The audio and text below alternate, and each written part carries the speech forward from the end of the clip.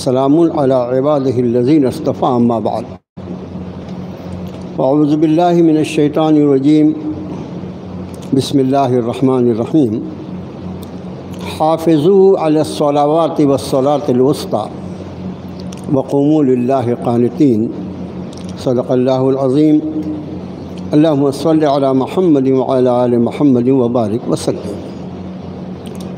گزشتہ 2 ہفتوں سے سورۃ البقرہ کی آیت شریفہ آپ کا خادم آپ کے سامنے پڑھ کر سنا رہا ہے، جس میں رب تعالیٰ نے ارشاد فرمایا کہ اپنی نمازوں کی حفاظت کرو اور بطور خاص درمیانی نماز، بیچ والی نماز، اور اللہ کے سامنے ادب کے ساتھ کھڑے ہو۔ اس آیت شریفہ کی روشنی میں آپ کے خادم کے دل میں اللہ پاک نے یہ بات ڈالی کہ نماز کے کچھ وہ آداب جو فرائض ہیں، جو واجبات نماز ہیں، کہ جن کے بغیر نماز درست نہیں ہوتی، اور پھر نماز کا وہ مسنون طریقہ جو نبی کریم صلی اللہ علیہ وآلہ وسلم کی سنتوں کے مطابق ہے۔ بہت ساری چیزیں الحمدللہ ہمیں پہلے سے اس میں سے معلوم ہیں، لیکن کچھ مسائل ایسے ہوتے ہیں کہ جو بہت اہم ہوتے ہیں لیکن عام طور سے لوگوں کے ذہن میں وہ نہیں آتے۔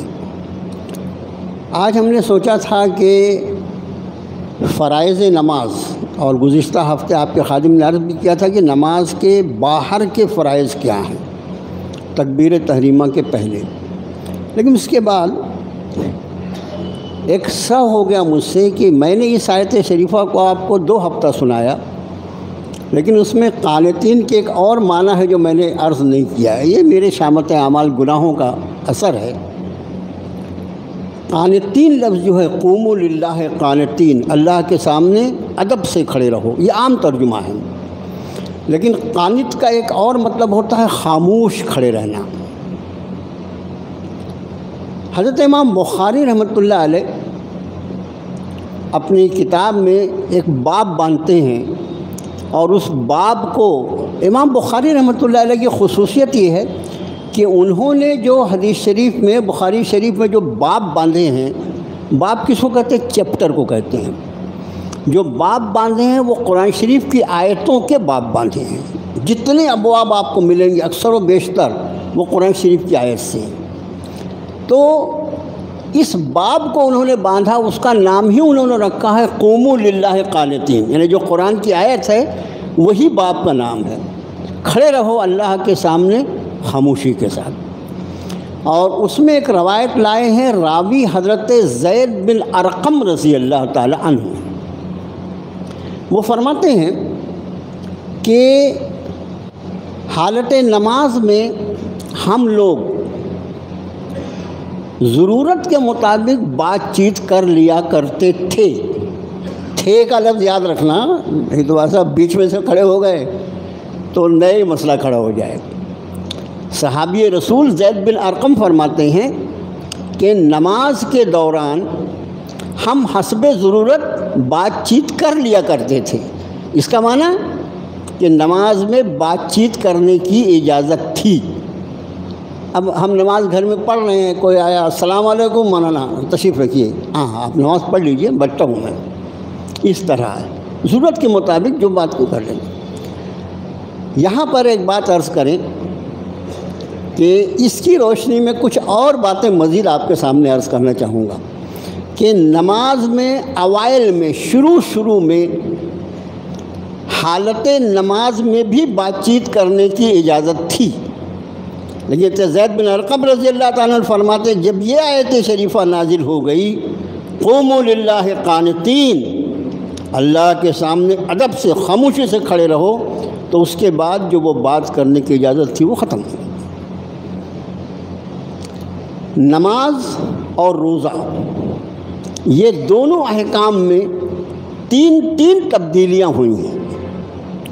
آج آپ کو میں اس سلسلے میں کچھ باتیں عرض کرنے جا رہا ہوں، انشاءاللہ مضمون کے اعتبار سے میں آپ اور ہر مسلمان اس کو احساس ہو کہ اللہ نے ہمیں جو شریعت مطہرہ، جو طریقۂ زندگی، جو اسلام کی دولت عطا فرمائی ہے وہ کتنی قیمتی ہے اور کس طریقے سے ہم تک پہنچی ہے۔ اس میں احکام شریعت جو ہیں اس کی بنیاد اللہ کی کتاب ہے، اور اس کی تشریحات جناب محمد الرسول اللہ صلی اللہ علیہ وسلم کے ارشادات اور آپ کی سنتیں اور آپ کا طریقہ اور آپ کے اقوال ہیں۔ بس یہ دو چیز سے مل کر دین بنتا ہے۔ فقہی مسائل حضرات فقہائے کرام جو ہیں انہوں نے قرآن و سنت کو سامنے رکھ کر انسانیت کے لیے، عوام کے لیے آسان مسائل کو ترتیب دیا ہے کہ فلاں آیت اور فلاں حدیث شریف کے تأمل سے اس کی روشنی میں سجدے کی یہ کیفیت ہوگی، رکوع کی یہ کیفیت ہوگی، قیام کی یہ کیفیت ہوگی۔ یہ عوام کے لیے اس لیے کہ میرے اور آپ کے بس کی یہ بات نہیں ہے، اور نہ ہم کو کبھی اس کی کوشش کرنا چاہیے کہ ہم اللہ کی کتاب سے براہ راست یا جناب رسول اللہ صلی اللہ علیہ وسلم کی احادیث مبارکہ سے براہ راست کوئی حکم اور کوئی مسئلہ نکال کر اس پر عمل کریں۔ مثلا جو میں نے ایک بات ابھی آپ سے عرض کی، اور اس میں نے یہ بھی عرض کیا کہ اس کو ذرا آدھا مت یاد رکھنا کہ نماز میں گفتگو کی اجازت تھی۔ اب ظاہر ہے کہ اس آیت شریفہ کے نزول کے پہلے جب عام اجازت ہے گفتگو کی تو صحابہ نماز میں گفتگو کیا کرتے تھے جیسی ضرورت ہوتی تھی، عام گفتگو نہیں، جیسی ضرورت ہوتی تھی۔ لیکن جب آیت شریفہ نازل ہوئی مکمل پابندی لگ گئی۔ اب اگر کوئی اس دور کی کسی حدیث شریف کو لا کر پیش کرے کہ فلاں صاحب کہتے ہیں کہ میں تو حالت نماز میں تھا اور فلاں صاحب آئے، فلاں صحابی آئے، انہوں نے سلام کیا، میں نے جواب دیا، یا میں نے حالت نماز میں نبی کریم صلی اللہ علیہ وسلم کو سلام کیا، انہوں نے مجھے جواب ارشاد فرمایا۔ روایتیں ہیں یہ، لیکن یہ روایتیں قوموا للہ قانتین کے نازل ہونے کے پہلے کی ہیں۔ اب کوئی ان حدیث مبارکہ کو دیکھ کے عمل کرنا شروع کرے تو اس کا کیا ہوگا؟ ظاہر ہے کہ اب فقہا یہ بتائیں گے کہ یہ جو روایتیں ہیں یہ سب کے سب اس دور کی ہیں جب تک یہ حکم نازل نہیں ہوا۔ تو میں یہ عرض کر رہا تھا آج یہ باتیں آپ کے سامنے عرض کرنا کہ یہ دین جو ہمارے پاس اللہ نے اسلام کے نام پر عطا فرمایا ہے یہ کس طرح نازل کیا گیا۔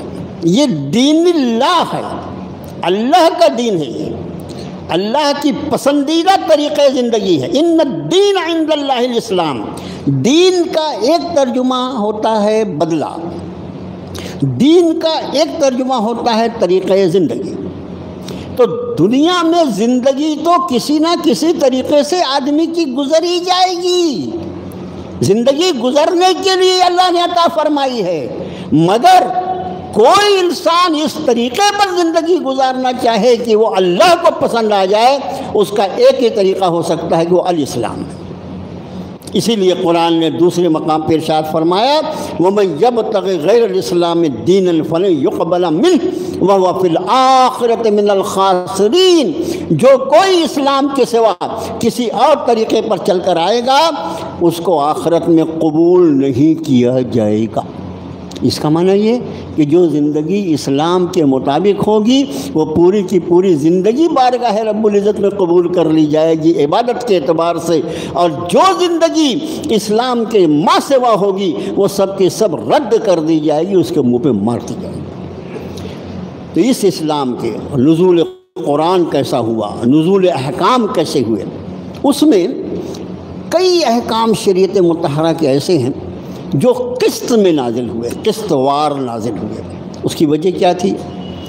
ایک ایسا طریقۂ زندگی انسانوں کے حوالے کیا جا رہا تھا جو آج سے 1500 سال پہلے کا واقعہ ہے یہ، لیکن وہ اتنا اکمل ترین طریقۂ زندگی ہوگا کہ قیامت تک آنے والے انسانوں کی کفایت کرے گا، ان کے لیے کافی ہوگا۔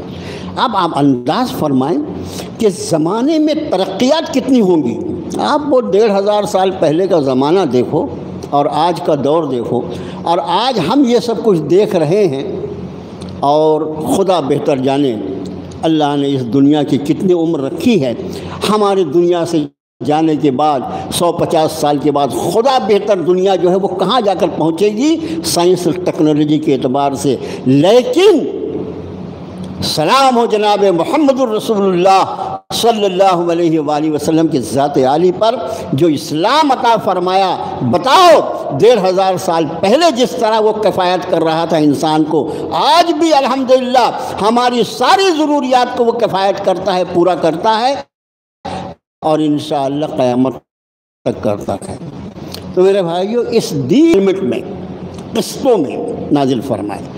جیسے آپ دیکھیے شراب جیسی حرام چیز، شراب جیسی حرام چیز، اس کا حال یہ ہے کہ اس کی حرمت 3 قسطوں میں نازل فرمائی، اور اس کی وجہ وہ سماج، وہ چاہے مکے کا سماج ہو یا مدینے کا، دونوں مقامات پر، اور یہ پورا عرب، اب پورا عرب کیا، اس وقت دنیا جو تھی ساری دنیا، وہاں شراب جو تھی وہ انسان کی گھٹی میں تھی، اس کے بغیر زندگی کا کوئی کچھ ہے۔ اچھا اب ایک بات خیال رکھیے، اس طرح کی چیزیں جب ہمارے مطالعے میں، ہمارے پڑھنے میں، یا کسی کے بولنے بتانے سے ہمارے سمجھ میں سامنے آتی ہیں، یا اللہ سب لوگ شراب پیتے تھے، اس میں حیرت کی کیا بات ہے؟ جب تک شراب کی حرمت کا کوئی حکم نہیں ہے تو پیتے تھے، کیا فرق پڑتا؟ پینی چاہیے۔ میں مثال کے طور پر ایک بات عرض کروں،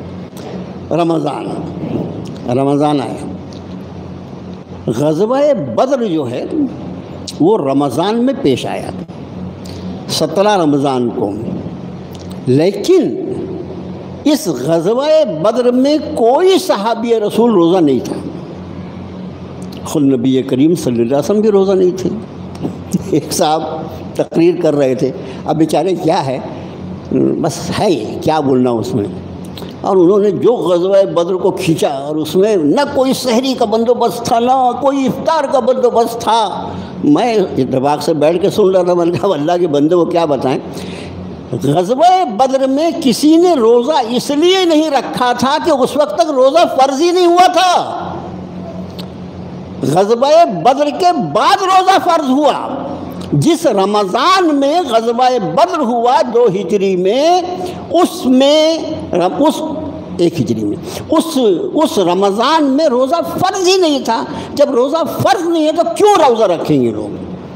اسی طرح میں نے عرض کیا کہ شراب کی حرمت، وہ پورا سماج جو تھا مکے اور مدینے کا، شراب اس طرح گھٹی میں تھی کہ ان کے واقعات جو احادیث مبارکہ میں ہیں، ان میں سے بعض واقعات، حضرت امیر حمزہ رضی اللہ تعالیٰ عنہ کا ایک واقعہ، کہ حضرت علی رضی اللہ تعالیٰ عنہ کی اونٹنیوں کے ساتھ جو واقعہ پیش آیا، امام بخاری رحمۃ اللہ علیہ نے اس کو نقل کیا ہے غزوات کے باب میں۔ ایسا واقعہ سنتا سکتا یا اللہ کیا واقعہ ہو گیا۔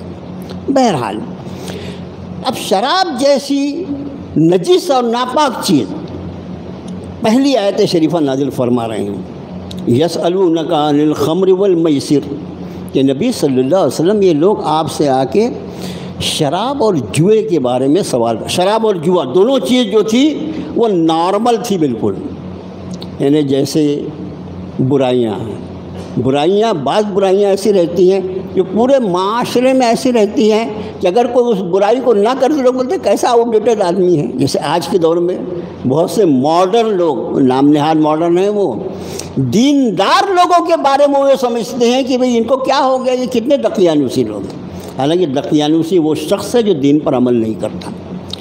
تو رب تعالیٰ نے فرمایا یسألونک عن الخمر والمیسر، آپ سے یہ لوگ شراب اور جوئے کے بارے میں سوال کرتے ہیں۔ قل فیہما اسم کبیر ومنافع للناس، آپ یہ فرمائیے نبی صلی اللہ علیہ وسلم، ان دونوں چیزوں میں گناہ کے بڑے پہلو ہیں اور کچھ لوگوں کے لیے نفع بھی ہے۔ یہ ذرا قرآن کا انداز بیان دیکھو، قل فیہما اسم کبیر، آپ یہ فرمائیے نبی صلی اللہ علیہ وسلم ان دونوں میں بڑے بڑے گناہ ہیں، مگر اس کے ساتھ ہی لوگوں کا کچھ نفع بھی ہے۔ وَإِثْمُهُمَا أَكْبَرُ مِن نَفْعِهِمَا، مگر اس چیز میں، اس شراب اور جوئے میں نفع کے پہلو کے مقابلے میں گناہ کے پہلو زیادہ ہیں۔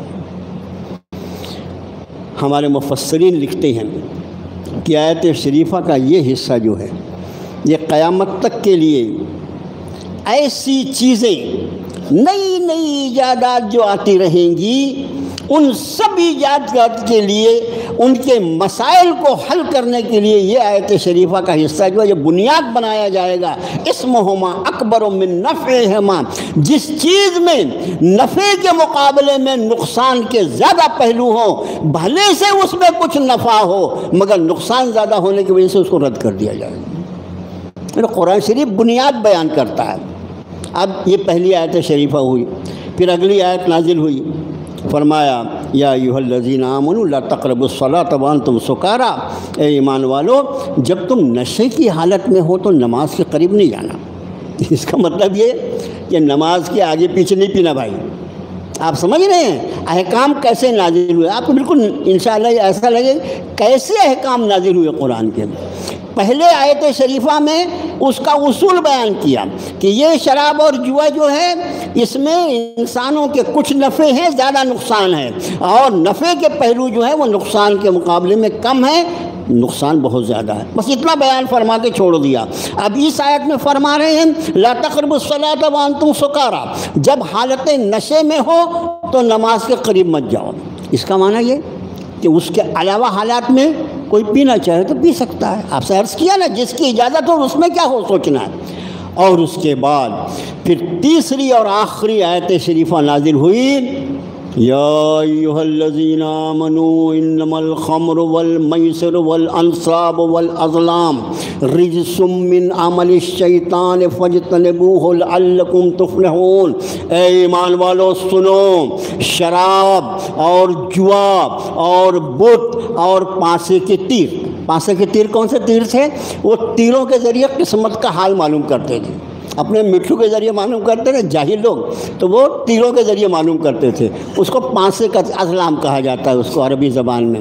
فرمایا اے ایمان والو یہ شراب اور جوا اور بت اور پانسے کے تیر یہ سارے کے سارے شیطانی کام ہیں، من عمل الشیطان فاجتنبوہ، تم اس سے اجتناب کرو، تم اس سے دور رہو، لعلکم تفلحون، تاکہ تم کامیاب ہو سکو۔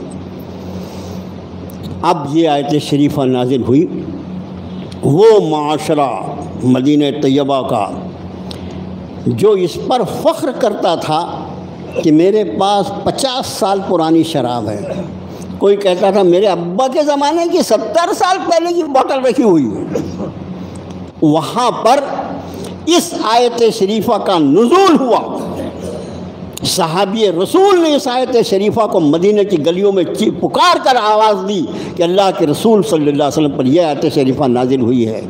اور اس کے بعد صحابہ کہتے ہیں جن کے پاس جتنی شراب تھی انہوں نے اس کو مدینے کی گلیوں میں اڈیل دیا لا کر، اتنا اسٹاک ہوا کرتا تھا۔ اور صحابہ کا بیان ہے کہ اس رات مدینے کی گلیوں میں شراب اس طرح بہہ رہی تھی جیسے بارش کا پانی بہتا۔ اور کیونکہ ان کی مجلسوں میں یہ جیسے ہمارے یہاں چائے ہے نا اس سے بھی ہلکی چیز تھی، تو ان کی مجلسوں میں جو مجلسیں لگی ہوئی تھیں تو وہ فرماتے ہیں جن کے ہونٹوں تک گئی تھی ان کے ہونٹوں پہ رک گئی، جنہوں نے منہ میں پی لیا تھا انہوں نے اس کو اگل لیا، اور جنہوں نے نگل لیا تھا انہوں نے اپنے حلقوں میں انگلی ڈال کر قے کر دی۔ اس طرح سے انہوں نے استعمال۔ یہ بات میں اس لیے عرض کر رہا تھا کہ احکام شریعت جو ہے وہ کیسے نازل ہوئے یہ بھی تو ہم کو معلوم ہونا چاہیے۔ اب بات اصل تو ہماری نماز کی چل رہی تھی۔ نماز اور روزہ ان دونوں میں بھی تین تبدیلیاں ہوئیں، یہ خیال رہے، تین تبدیلیاں ہوئیں۔ یہ بتدریج جو احکام نازل فرمائے اللہ نے، اس لیے کہ معاشرہ انتہائی سکون کے ساتھ اللہ کے احکام پر آہستہ آہستہ عمل کا عادی ہو جائے، اور پھر ایک ایسا حسین اور خوبصورت انسانی معاشرہ قیامت تک کے انسانوں کے لیے جو دلیل بنے گا، بنیاد بنے گا احکام شریعت پر عمل پیرا ہونے کی، ویسا ایک معاشرہ تشکیل کیا گیا۔ نماز میں پہلی تبدیلی، پہلے نماز جو فرض ہوئی وہ کب فرض ہوئی؟ واقعہ معراج میں، لیکن واقعہ معراج میں نماز فرض ہونے کے پہلے نماز تہجد فرض تھی، یہ خیال رکھنا۔ نماز تہجد، اس نماز کے فرض ہونے کے پہلے نماز تہجد فرض تھی۔ آپ دیکھیے نا، بالکل شروع میں جو آیتیں اللہ پاک نے نازل فرمائی اس میں سورہ مزمل، اور سورہ مزمل میں ہے یا ایھا المزمل قم اللیل الا قلیلا نصفہ او انقص منہ قلیلا، اے نبی، اے مزمل، اے کپڑے میں لپٹنے والے، یا ایھا المزمل قم اللیل الا قلیلا، کھڑے ہو جاؤ رات میں مگر کچھ کم، پھر آدھا یا آدھے سے زیادہ یا آدھے سے کم، اور اس کے بعد یہ جو ہے یہ احکام تہجد ہیں۔ اس آیت شریفہ کے ساتھ نماز تہجد آپ صلی اللہ علیہ وسلم پر اور پورے اسلامی معاشرے پر فرض کی گئی۔ یہ کب تھا نماز تہجد فرض؟ جب تک واقعہ معراج میں یہ 5 نمازیں فرض نہیں کر دی گئی۔ تو پہلی تبدیلی کیا ہوئی نماز میں؟ پہلے تہجد فرض تھی، اور جب یہ 5 نمازیں اللہ نے فرض فرما دیں اس کے بعد نماز تہجد نفل ہو گئی۔ بعض علماء کی تحقیق یہ ہے کہ امت کے لیے نفل ہو گئی، لیکن اللہ کے رسول صلی اللہ علیہ وسلم کے لیے بہرحال وہ فرض تھی۔ یہ بعض علماء کی تحقیق ہے، اور بعض علماء کی یہ تحقیق ہے کہ نہیں، جیسے امت کے لیے ویسے آپ کے لیے بھی، یہ ایک الگ سے بات ہے۔ لیکن پہلی نماز میں تبدیلی یہ ہوئی کہ نماز تہجد پہلے فرض تھی، اور اس کے بعد جب یہ نماز فرض ہوئی تو تہجد کی نماز نفل ہو گئی۔ دوسری تبدیلی نماز میں کیا ہوئی؟ یہ آیت شریفہ قوموا للہ قانتین۔ پہلے نماز میں بات چیت کی اجازت تھی، اور قوموا للہ قانتین کے ساتھ بات چیت کی اجازت منسوخ ہو گئی۔ اور تیسری تبدیلی یہ ہوئی کہ اوائل میں جب نماز تہجد فرض تھی تب بھی، جب معراج میں یہ نمازیں فرض ہوئی 5 تب بھی، یہاں تک یہ نماز فرض ہوئی مکے کے دور میں، یہاں تک کہ آپ صلی اللہ علیہ وسلم ہجرت فرما کر مدینہ طیبہ آئے۔ مدینہ طیبہ میں بھی اچھی خاصی مدت تک، بعض کہتے ہیں 14 مہینے، بعض 17-18 مہینے تک نماز میں رخ جو ہوتا تھا وہ بیت المقدس کی طرف ہوتا تھا۔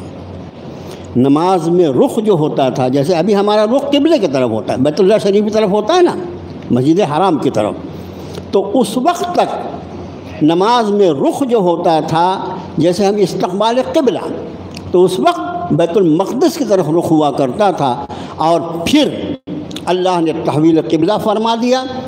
قرآن شریف میں حکم نازل فرما دیا رب تعالیٰ نے، فَوَلِّ وَجْهَكَ شَطْرَ الْمَسْجِدِ الْحَرَامِ، عین حالت نماز میں یہ حکم نازل فرمایا رب تعالیٰ نے۔ وہ جو مسجد قبلتین آپ دیکھتے ہیں مدینہ طیبہ میں، وہ مسجد قبلتین وہ جگہ ہے جہاں آپ نماز ادا فرما رہے تھے، وہ مسجد نہیں تھی، ایک صحابی کا مکان تھا، وہاں آپ ایک دعوت میں تشریف لے گئے تھے، ظہر یا عصر کی نماز آپ وہاں ادا فرما رہے تھے، اور حالت نماز میں یہ آیت شریفہ نازل فرمائی رب تعالیٰ نے، فَوَلِّ وَجْهَكَ شَطْرَ الْمَسْجِدِ الْحَرَامِ، اے نبی صلی اللہ علیہ وسلم اپنے رخ کو مسجد حرام کی طرف پھیر لیجئے، اور آپ نے حالت نماز میں ہی اپنے رخ کو پھیر لیا۔ یہی وجہ ہے کہ وہ قبلتین یعنی 2 قبلہ، یعنی وہ جگہ ایسی ہے جہاں پر ایک نماز 2 قبلوں کے ساتھ پڑھی گئی ہے، اس لیے اس کو مسجد قبلتین کہتے ہیں۔ اب یہ 3 تبدیلیاں، اچھا یہ اتفاق ہے، یہاں سے تو جو بیت المقدس کا رخ ہے وہ تھوڑے فرق کے ساتھ ہے یہاں سے، لیکن مدینہ طیبہ کا جو جغرافیہ ہے، اب وہاں سے مسجد حرام یا بیت اللہ شریف جو ہے مدینہ طیبہ سے جنوب میں ہے، اور مسجد اقصیٰ جو ہے یا بیت المقدس جو ہے وہ ایک دم شمال میں ہے، یعنی جیسے ہمارے ہاں ادھر مسجد حرام ہے اور مسجد اقصیٰ ادھر، تو آپ جدھر رخ کر کے نماز پڑھ رہے تھے تھوڑا بہت رخ نہیں بلکہ پورا کا پورا رخ آپ کا تبدیل ہو گیا۔ ابھی بھی آپ دیکھیں کہ مدینہ طیبہ سے جو ہمارا قبلہ ہوتا ہے مدینہ طیبہ میں، وہاں سے جنوب کی طرف ہمارا قبلہ ہے، وہاں سے ہے، اور یہاں سے مغرب کی طرف ہے۔ تو یہ 3 تبدیلیاں نماز میں، یہ یاد رکھیں۔ اسی طرح روزے میں بھی 3 تبدیلیاں ہوئی۔ اب بات آئی ہے تو نماز کو پھر انشاءاللہ اگلے ہفتے۔ روزے میں بھی 3 تبدیلیاں ہوئی۔ امی عائشہ صدیقہ رضی اللہ تعالی عنہ کی روایت ہے، وہ انہوں نے یہ روایت بیان فرمائی ہے کہ اللہ عز و جل نے نماز میں بھی 3 تبدیلیاں فرمائیں اور روزے میں بھی 3 تبدیلیاں فرمائیں۔ روزے میں پہلے روزہ یوم عاشورہ کا فرض تھا، 10 محرم کا روزہ پہلے فرض تھا، لیکن جب اللہ نے رمضان کے روزے فرض فرما دیے تو عاشورہ محرم کا روزہ نفل ہو گیا اور پھر رمضان کے روزے فرض ہو گئے۔ ٹھیک اسی طرح جیسے نماز تہجد فرض تھی، 5 نمازیں جب فرض ہوئی تو تہجد نفل ہو گئی، ٹھیک اسی طرح سے عاشورے کا روزہ پہلے فرض تھا اور جب اللہ نے روزے رمضان کے فرض فرما دیے تو عاشورے کا روزہ جو ہے وہ نفل ہو گیا اور رمضان کے روزے فرض ہو گئے۔ ٹھیک اسی طرح اوائل میں قرآن شریف کی اس آیت شریفہ کی روشنی میں جس میں فرمایا رب تعالیٰ نے کہ ایام معدودات، کہ یہ گنتی کے دن ہیں، اور اس کے بعد یہ ارشاد فرمایا کہ وہ شخص جو روزے کی طاقت رکھتا ہے اگر وہ بھی چاہے تو فدیہ دے سکتا ہے۔ پہلی آیت جو ہے، جو پہلی آیت ہے یا ایھا الذین آمنوا کتب علیکم الصیام کما کتب علی الذین من قبلکم لعلکم تتقون ایاما معدودات فمن کان منکم مریضا او علی سفر فعدۃ من ایام اخر وعلی الذین یطیقونہ فدیۃ طعام مسکین۔ اگر کوئی روزہ رکھنے کی طاقت رکھتا ہے اس کے بعد بھی اگر وہ فدیہ دینا چاہتا تو فدیہ دے سکتا۔ یہ اول حکم تھا، لیکن اگلی آیت میں پھر اللہ نے اس حکم کو، اس آسانی کو منسوخ فرما دیا اور ارشاد فرمایا فمن شہد منکم الشہر فلیصم، جو کوئی اس مہینے میں موجود ہو اس کو چاہیے کہ وہ روزہ رکھے، علاوہ مریض اور مسافر کے۔ یعنی پہلے مریض اور مسافر کو تو سہولت تھی کہ وہ بعد میں رکھے، لیکن ایک ایسا آدمی جو اچھا صحت مند ہے لیکن اس کا جی چاہ رہا ہے کہ ابھی میں روزہ نہیں رکھوں گا بلکہ فدیہ دے دوں گا، پہلے یہ حکم تھا، آج نہیں ہے، پہلے یہ حکم تھا، پھر اس کو اللہ نے منسوخ فرما دیا اور اب یہ عام حکم دے دیا کہ ہر ایک کو روزہ رکھنا ہے، مریض اور مسافر کے ساتھ۔ یہ دوسری تبدیلی ہوئی روزے میں۔ عاشورے کا روزہ فرض تھا، وہ نفل ہوا رمضان کے روزوں کے بعد۔ اسی طرح یہ سہولت جو تھی کہ جو چاہے وہ روزہ چھوڑ کے فدیہ دے سکتا ہے اس کو اللہ نے منسوخ کر دیا، اور پھر یہ سہولت صرف ان لوگوں کے لیے رہی جو مریض اور مسافر ہوں۔ اور تیسری جو بڑی سہولت روزے کے معاملے میں ہے وہ یہ کہ پہلے روزے کی راتوں میں، روزہ تو دن ہی میں رہے گا نا، رات میں نہیں رہے گا، روزے کی راتوں میں بیوی کے پاس جانا منع تھا، شدت سے منع تھا، روزے کی رات میں بھی بیوی کے پاس نہیں جاتا۔ پھر اللہ نے اس میں سہولت عطا فرما دی، احل لکم لیلۃ الصیام الرفث الی نسائکم ہن لباس لکم وانتم لباس لہن، حلال کر دیا گیا تمہارے لیے۔ اس کا معنی یہ کہ پہلے حرام تھا، احل لکم کا لفظ ہے جو یہ بتا رہا ہے کہ اس کے پہلے منع تھا، فرمایا اجازت دے دی تمہیں، حلال کر دیا گیا تمہارے لیے روزے کی راتوں میں بیویوں کے پاس جانا، اس لیے کہ ہن لباس لکم وانتم لباس لہن، وہ عورتیں جو ہیں وہ تمہارا لباس ہے، تم ان کے لباس۔ یہ 3 تبدیلیاں روزے میں ہوئیں۔ تینوں تبدیلیاں کیا ہیں؟ پہلی تبدیلی عاشورے کا روزہ فرض تھا، رمضان کا فرض ہوا، وہ نفل ہو گیا۔ دوسری تبدیلی ہر آدمی جس کا جی چاہے وہ روزہ کے بدلے فدیہ دے سکتا تھا، بعد میں اس کو منسوخ کر دیا گیا۔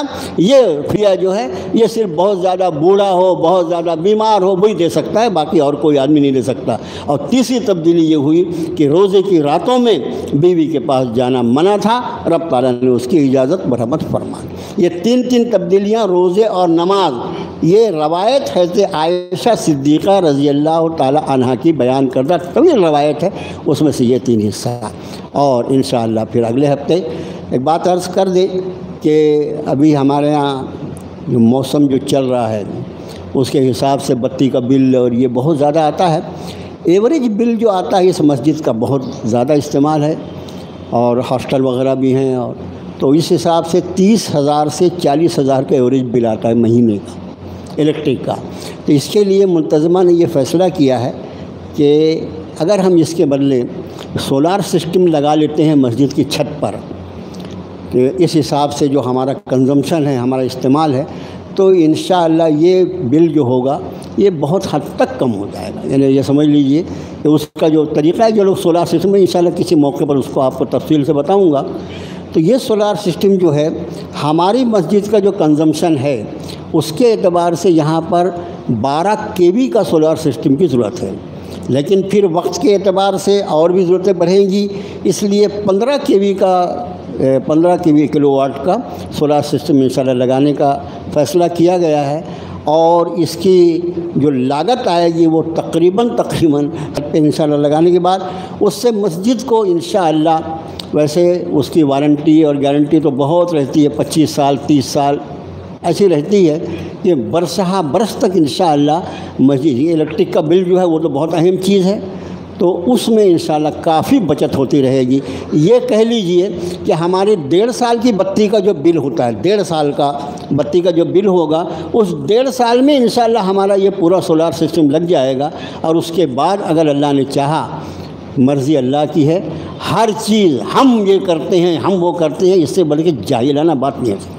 کچھ بھی کرو، کرنے والی ذات اللہ کی، ہمیشہ اس کا خیال رکھو میرے بھائیو۔ ایمان کے خلاف ہے کہ کسی بھی سبب کے اوپر آدمی یقین کر کے بہت پھول جائے۔